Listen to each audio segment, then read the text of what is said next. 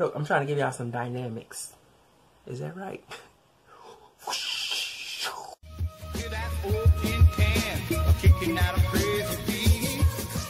What is going on, guys? It's me, Troi, of course, and I'm here with another video. And I want to thank everybody who recently commented, liked, and subscribed. Thank you so much for joining me here on this quest, as always, in the breaches of insanity, something like that.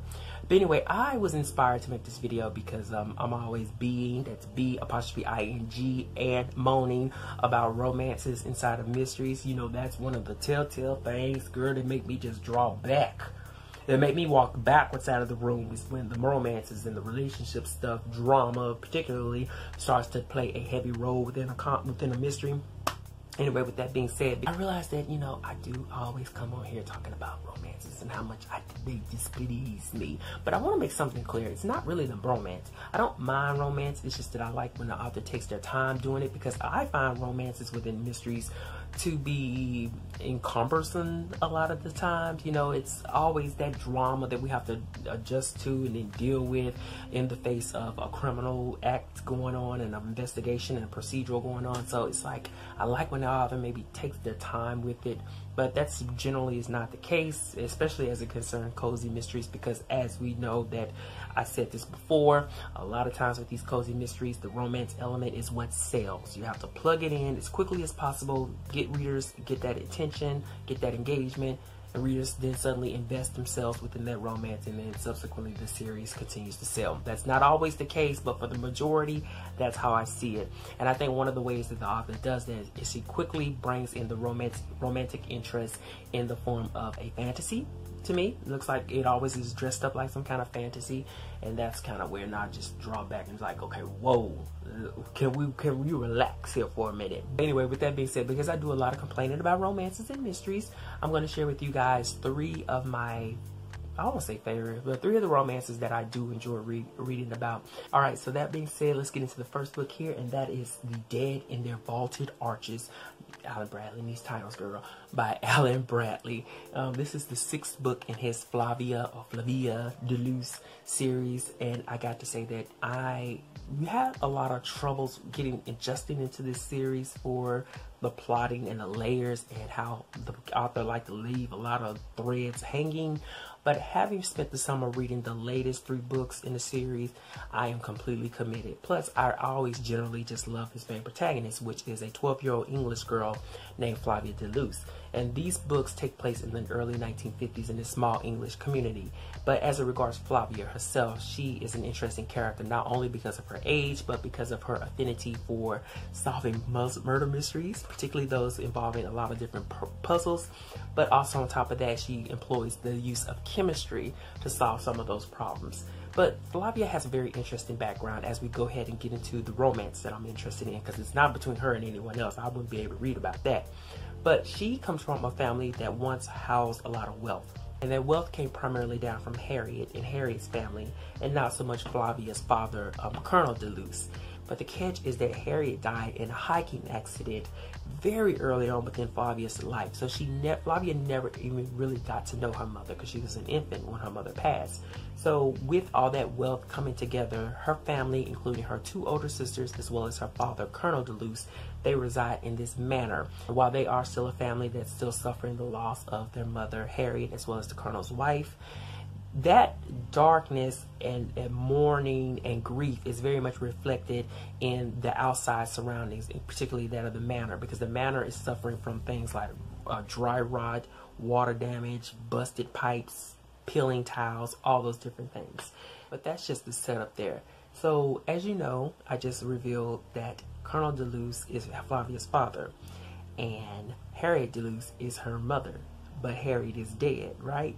But nonetheless, I still love that, how do I put this? Throughout this series, I still love that stargazing, days, mourning, grief-stricken, down disposition of Flavia's father, because he never let go, or he never was able to get over the loss of his wife Harriet, and that is evident in each of the particular books, until the point where Alan Bradley did a couple of wicked things to the reader in regards to this series that I'm still adjusting to myself.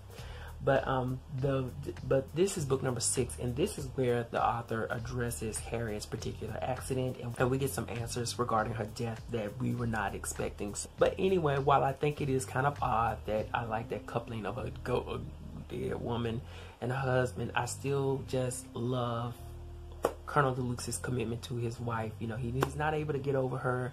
I love that he still holds a candle for her. He's still on the widow's balcony, waiting for her ghostly whispers to come in through the fog throughout the night. No, he's not really doing all that, but it's still that disposition that he has where he's still in grief about the loss of his wife, that I just love it. I love it. I love it. So next on my list is a very popular author that many of you guys read, and that is actually Elizabeth Peters. This is the 7th book in her Amelia Peabody series, which is The Snake, the Crocodile, and the Dog. And this is the best example. This is one of my favorite examples of the coupling within this series. And it's a couple that carries the majority of the series. But as you guys know, first, that the Elizabeth Peters series, or the Amelia Peabody series, is about a wealthy aristocratic woman in the Victorian era moving on into the early 19th century, or excuse me, 20th century, who is an Egyptologist, and she goes about all the many lands of Egypt, digging up tombs and solving murder mysteries along the way. But at the beginning of the series, she was pretty much flying solo within her many archaeological digs and excavations until she connected with another pretty wealthy socialite named Emerson. And Emerson pursued her in so many different ways that the two of them became a couple. And from like the 2nd book on forward, that's when they had the child named Ramses. And then throughout the series, we see the two of them in their relationship, as well as them trying to raise their son. So he actually goes from like a baby all the way up to an adult. But anyway, as book number 7 in the series, this is the book where Emerson lost his memory. He gets it back, and the interesting thing about it is that he gets his memory back but doesn't even tell his wife. But the point is that he ends up losing his memory, but they got an excavation to go to, as sort of, I guess you could say, they were contracted to do.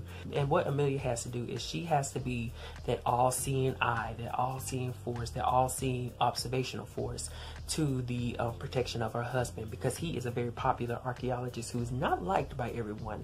And there have been many attempts on his life, as well as many attempts on Amelia's life. But given the fact that she once had to rely on him in certain kind of ways as the protective force of her and her family, she has to play that role within this book, given the fact that he's lost his memory.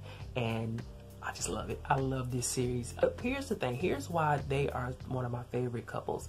Although I can see why some people would find Emerson, will find both of them to be kind of obnoxious, because of, I guess you would probably look at the roles that they have to sort of address and play or rebel against, given the time period in which this series is written. But I love this series because, without a shadow of a doubt, I mean, no other mystery author that I can think of has the comedic and humorous range of Elizabeth Peters. Nobody. I have yet to find a mystery writer who has that comedic range. I'm saying it again, I'm reiterating, who has that range of comedy and humor as Elizabeth Peters. A lot of these authors, they are very forced. Elizabeth Peters, girl, she's not forced at all. And what I mean by comedic range is, we'll just slim it down to the banter between Amelia and her husband.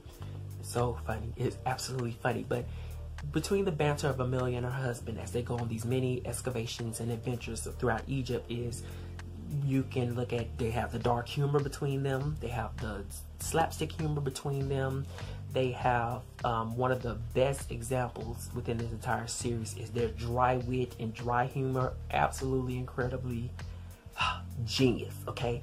But see, the thing about it is that the wit and the humor can be so dry at times, or whatever range that Miss Peters gives you, that sometimes I have to go back and reread whatever scene or whatever piece of dialogue that she has delivered to find out exactly why it is humorous. What exactly are these two communicating between each other? Sometimes it's about, well, we've got children watching, so I ain't gonna get into that, but sometimes it is about that. And then the last couple that I'm gonna get into is LeeAnn Warren and Duck. And I gotta look at his real name. His real name is Dylan O'Shore Kennedy, but they call him Duck, in Chastity West's LeeAnn Warren series. Now, as you guys know, I spoke about this kind of on and off, but The LeeAnn Warren series is about a ex-DC cop suffering from a knee injury where she's out on disability. But her partner was a man named Duck. So LeeAnn and Duck were once a partnership, a crime, you know, city cop, DC cop, a fighting duo. But because of LeeAnn being put out because of a knee injury, she can't perform anymore. But I love this series because I love that the author did take her time with these characters, considering this series consists of 4 books. You know, at the very beginning, Duck was much more trying to get into this courtship with LeeAnn, and then of course LeeAnn was very reluctant to engage with that courtship because she didn't quite see Duck as seriously as, you know, as a potential love interest as he had saw her. But there was this dynamic there where you can tell that the two of them really depended and cared upon each other. And the reason that I'm pointing out the second book is because Duck goes missing, right? And LeeAnn, here she is, out on disability, has very limited resources as it regards being able to find her missing ex-partner. Goes through all the ends of the earth practically to locate what happened to Duck.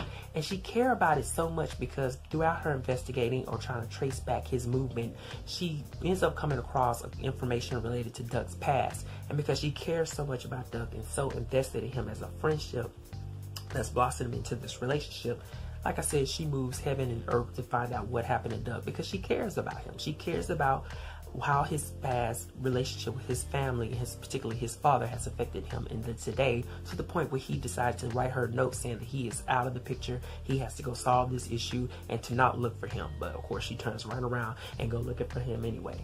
But anyway, I love Killing Ken. I want to get further, and I want to do a separate video talking about this particular series, but I just ain't got to it yet.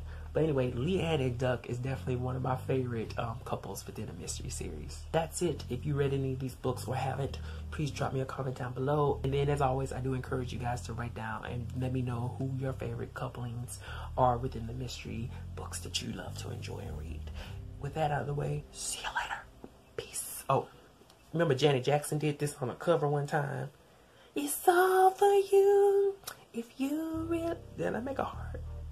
Or the Korean side eye. I'm not gonna even try to do that. Okay. Just as I believe in you.